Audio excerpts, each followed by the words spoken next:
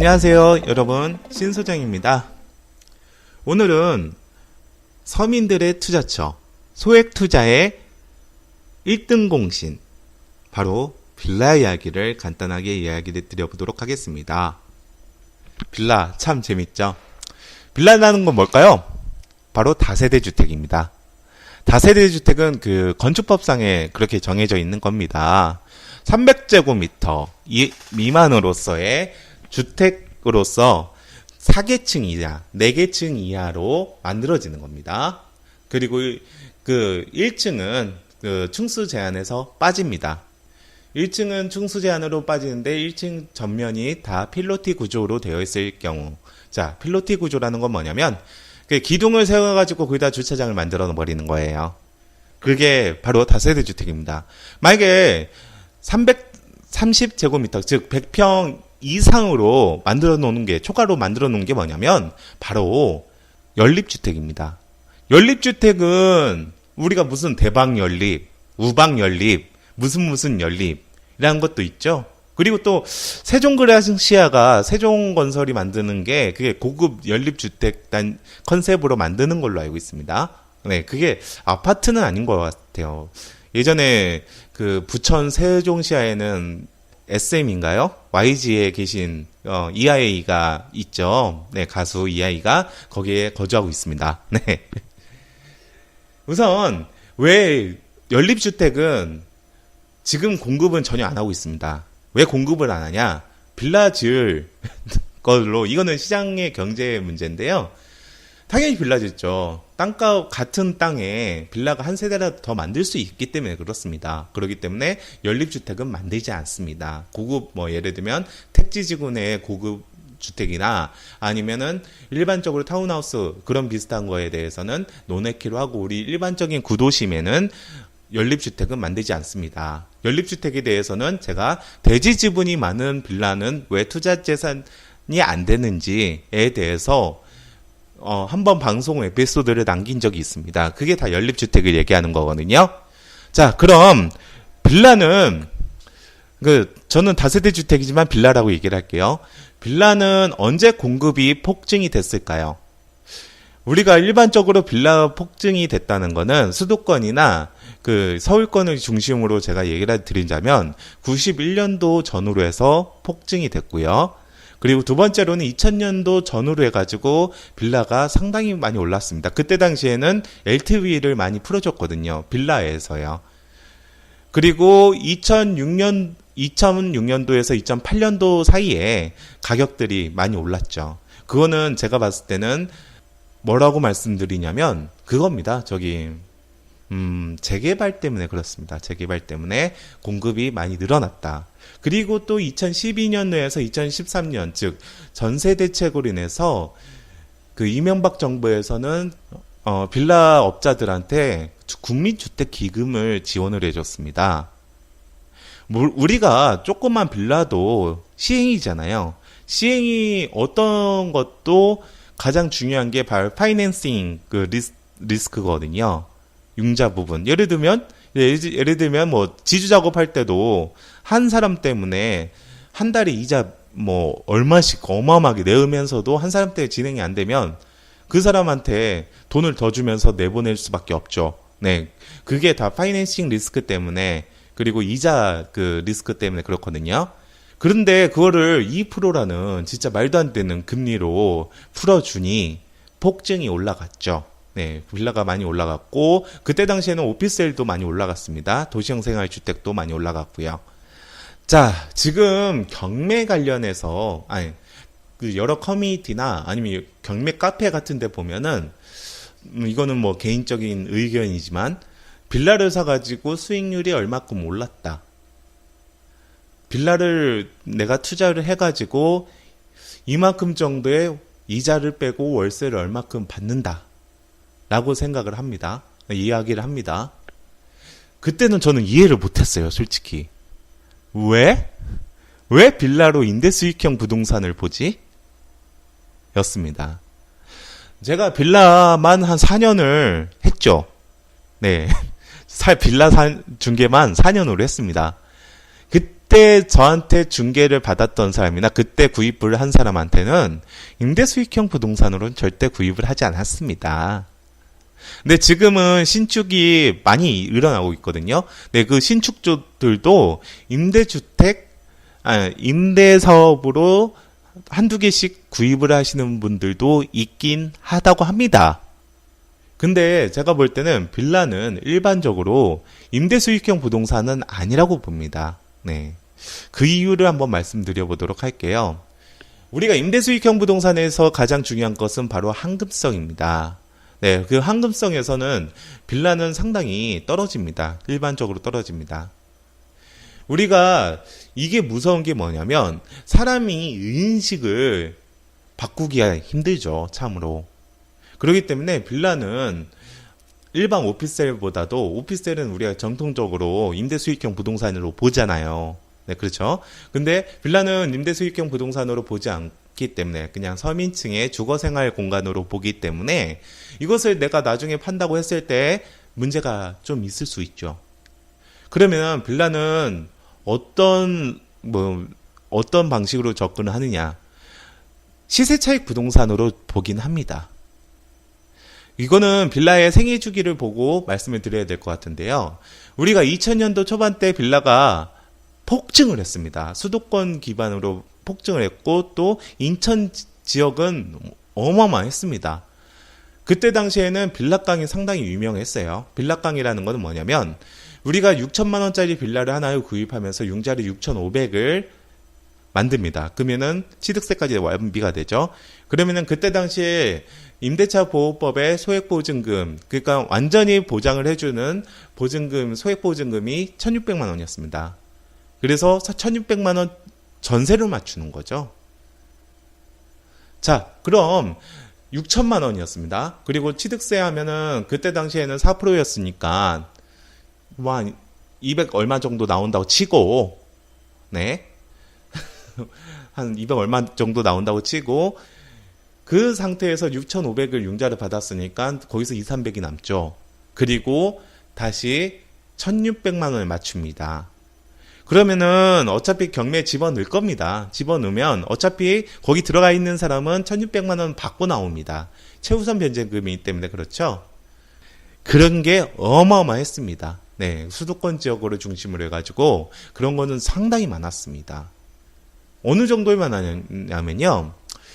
그때 경매가 엄청나게 쏟아질 때 취득하는 어느 한 세무조사를 4번 받았던 인천에서 정말 유명했던 빌라 소유자가 한 명 있었어요. 듣기로는 한 소유자가 한참 많았을 때는 500채 이상을 가지고 있다고 들었습니다. 그래서 세무조사도 많이 받았어요. 근데 그분의 가격 그 선정이 지하는 1,000만 원 이상은 안 샀고요. 지상은 2천만 원에서 2,500만 원, 2천만 원 이상은 안 샀다고 했습니다. 2002년식 기준으로요. 지금 빌라가 2천만 원짜리가 있나요? 그렇죠. 그만큼 가격이 하락이 됐죠. 그러면은 그때는 또 어떤 사람들이 들어왔냐? 바로 빌라 업자들이 많이 들어왔는데 이 빌라 업자들은 뭐냐면 낙찰을 받고요. 수리를 합니다. 올 수리를 하고 신혼부부나 아니면은 이렇게 노후 계신 분들 그런 분들한테 파는 건데 그 가격은 한 세후 수익률을 한 500만 원 정도 보고 뭐 인테리어 비용도 다 뽑아야겠죠. 다 제하고 500만 원 정도 보고 접근하시는 분들이 많았는데 근데 만약에 안 팔리면 전세로 집어넣습니다. 근데 전세가 3,000에서 3,500입니다. 2천만 원짜리 받아가지고 2,000에서 2,500만 원짜리 빌라를 받아가지고 3,000에서 3,500만 원 전세를 줬습니다. 그러니까 전세를 주면 한 1,000에서 1,500이 남는 거죠. 근데 그렇게 해서 못 팔았던 에이씨 못 파니까 전세만 집어넣자 했던 사람들이 지금 양도세 때문에 못 팔고 있거든요. 근데 지금 그래도 뭐 10몇 년 지났으니까 매도 처리는 했을 겁니다. 네. 그 다음부터 빌라 공급이 없었습니다. 빌라 공급은 그 신축으로선 답이 안 나왔다라는 것과 함께 그리고 정부에서 2003년도 이후에 그 아마 그 주차장법을 강화를 시켰죠. 그래서 필로티 구조 형식의 빌라들이 그때부터 시작이 됐던 거죠.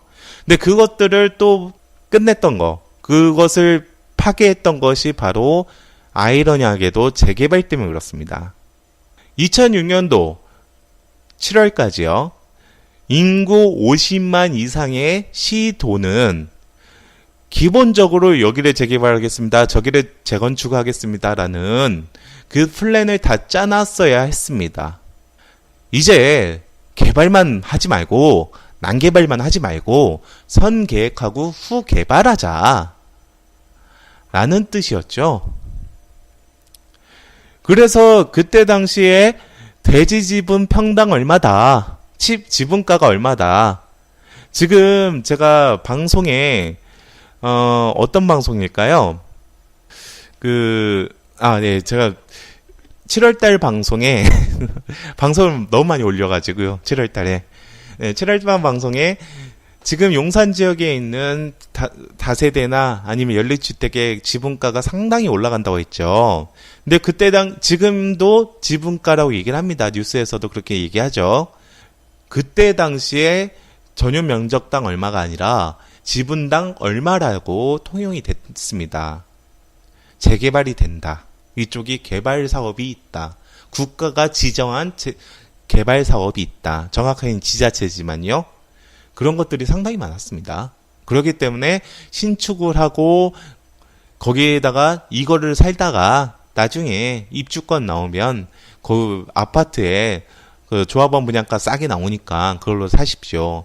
예전에 재개발 처음 시작했을 때는 빌라 하나만 가지고 있으면 아파트 한 채 준다 라고 생각하고 많이들 추진을 했어요. 그러니까 비대위가 생기지. 나중에 다들 비대위도 생기고 재개발이 전문 용어로 많이 빠그라졌죠.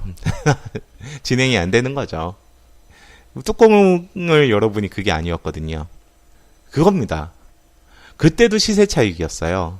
즉 빌라깡 했을 때도 시세 차익이었고, 어떻게 보면, 그리고 빌라를 리모델링 해가지고 매도했던 사람들도 시세 차익이었고, 그리고 재개발 지역, 이거는 재개발은 오래 갔어요. 2008년도 서브프라임 모기지 사태 일어나기 전까지도 그 가격이 올랐거든요. 그때 당시에도 재개발 그 시세 차익이었습니다. 그리고 문제의 2012년이 나온 거죠. 이때는 조금 달라집니다. 이때는 전세난, 즉 실거주 요건으로 빌라가 선호가 됐던 거죠. 그때는 신축 빌라 기준으로 해가지고 많이 거래가 됐습니다. 이거는 우리가 아파트, 예를 들면 청약시장이나 아니면 일반적인 아파트 청약시장이 막히면 정통적으로 오른다고 공식이 적혀있는 오피스텔이나 아파트 시장 같은 분양권 시장 같은 분양권 투자가 아니라 실소유자 시장이었습니다. 그렇기 때문에 그때 시절로부터 제가 보기에는 빌라가 일반적으로 임대수익형 부동산으로 좀 바뀌지 않았나라고 생각은 하긴 합니다. 자, 빌라는 어디에 지어질까요? 바로 부도심권, 즉 구도심권에 많이 지어지죠. 우리가 일본의 60년대나 70년대 조선됐던 1차 신도시가 지금은 현재 노인분들만 산다고 합니다. 왜 노인분들만 사냐면 그때 당시에 중심권이라고 할 수 있는 도쿄도가 개발이 안 됐습니다. 노후화됐던 거를 개발을 안 시켰고 그 도쿄도가 뭐 재건축, 재개발 등으로 개발을 시키니까 그 신도시에 살았던 뭐 예를 지금 우리나라에 보면 뭐 분당급이나 그런데 신도시에 살았던 사람들의 젊은 층을 모조리 흡수를 해버렸습니다. 그러면 우리나라도 그렇게 되겠죠.